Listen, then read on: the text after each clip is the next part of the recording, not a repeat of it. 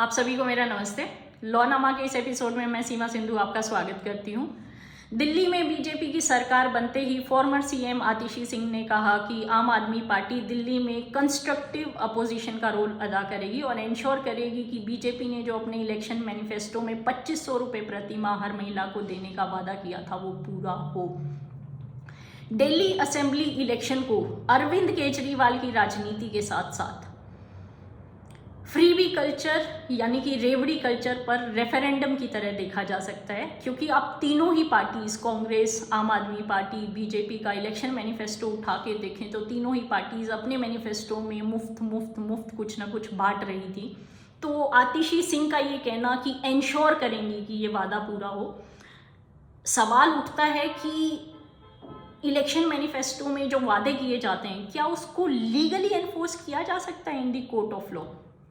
In present no, because past में S Subramaniam Balaji versus state of Tamil Nadu की एक जजमेंट है जिसमें सुप्रीम कोर्ट ने इस मुद्दे पर काफ़ी डिटेल्ड विचार विमर्श के बाद कहा कि हमारी कंट्री अभी इतनी इन्वॉल्व नहीं है कि इसको लीगली एनफोर्स किया जा सके, तो let it be left to the judgement of voters. पर अभी सुप्रीम कोर्ट इस पर दोबारा से विचार विमर्श कर रहा है vis-a-vis increasing trend of freebie culture in Indian politics.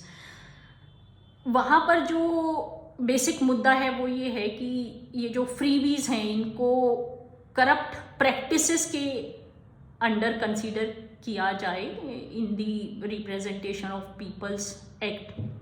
तो लेट्स सी सुप्रीम कोर्ट का उस पर क्या रुख रहता है। वैसे मैं आपको बता दूं कि फ्री एंड फेयर इलेक्शन जो है वो बेसिक स्ट्रक्चर का एक कंपोनेंट है, और जो करप्ट प्रैक्टिसेस हैं under representation of peoples act वो फ्री एंड फेयर इलेक्शन का जो कंपोनेंट है उसको हिट करती हैं। तो एक लीगल प्रोपोजिशन डेफिनेटली इस आर्ग्यूमेंट के फेवर में बनता है, but let's see supreme court का क्या रुख रहता है।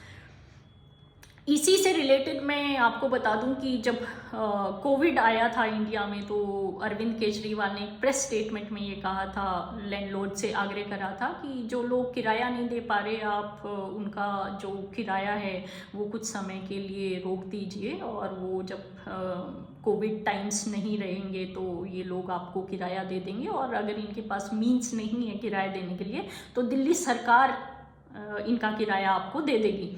तो इसको लेकर कुछ जो लोग हैं उन्होंने दिल्ली हाई कोर्ट में एक रिट पिटीशन डाली थी कि भाई हमारा किराया जो है दिल्ली सरकार से दिलाओ अब। तो उसमें एक सिंगल जज बेंच ने इन पिटिशनर के फेवर में डिसीजन भी दिया था कि yes, this statement made by Arvind Kejriwal can be legally enforced in court of law. पर जब वो अपील में दिल्ली सरकार ने उसके अगेंस्ट अपील कर दी उस फैसले के अगेंस्ट, और वो डिवीजन बेंच के समक्ष अभी लामबंद है। लेट्स सी क्या रुख रहता है दिल्ली हाई कोर्ट का उसमें और सुप्रीम कोर्ट का इस पीआईएल में। तो जो इलेक्टोरल पॉलिटिक्स है उस पर काफ़ी प्रभाव रहेगा इन डिसीजंस का। अब मैं आती हूँ इसके दूसरे पहलू पर। आम आदमी पार्टी शुरू से ये कहती आ रही है कि हमारी जो फ्रीबीज हैं आप उसको जो है गलत तरीके से देख रहे हैं, ये फ्रीबीज नहीं, ये तो वेलफेयर स्कीम्स हैं।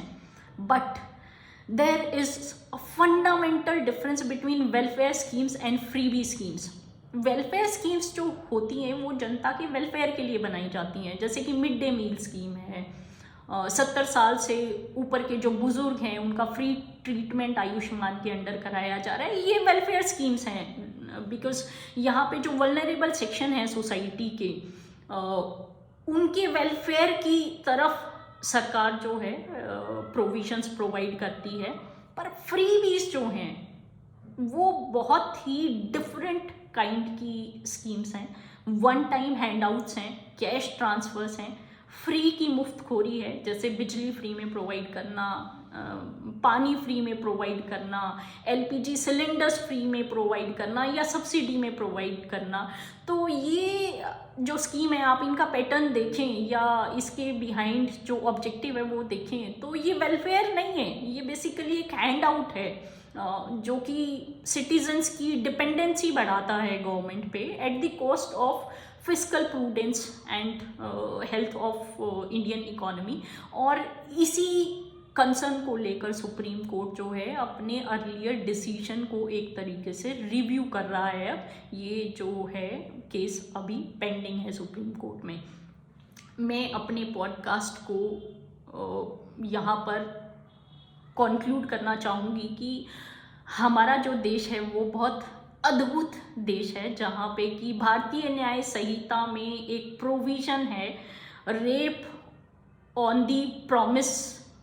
Rape on false promise to marry, यानी कि जो सेक्स है उसकी ट्रांजैक्शनल वैल्यू है मैरिज के लिए, बट वोटर के वोट की ट्रांजैक्शनल वैल्यू के लिए हम अभी भी एक इवोल्व कंट्री नहीं है। आई होप आपको मेरा पॉडकास्ट पसंद आया। कृपया मेरे चैनल को सब्सक्राइब, सपोर्ट और शेयर करें। नेक्स्ट एपिसोड तक के लिए आपका बहुत बहुत धन्यवाद। Thank you.